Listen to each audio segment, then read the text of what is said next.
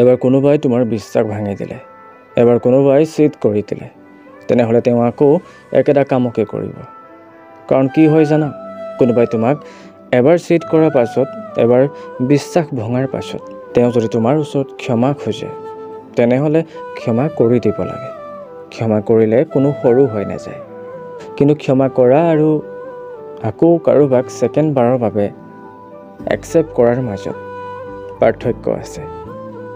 কোনোবাই ভুল কৰিলে তোমাৰ ওচৰত ক্ষমা খুজিছে, ক্ষমা কৰি দিয়া, কিন্তু নিজৰ জীৱনত আকৌ একচেপ্ট নকৰিবা। যদি সৰু সুৰা ভুল হয় তেনেহ'লে ক্ষমা কৰি একচেপ্ট কৰা, কিন্তু যদি বাৰে বাৰে একেটা ভুলকে কৰি আছে তেনেহ'লে এইটো ভুল নহয়, সেইটো তেওঁৰ অভ্যাস হয়, আৰু মানুহৰ অভ্যাস কেতিয়াও সলনি নহয়।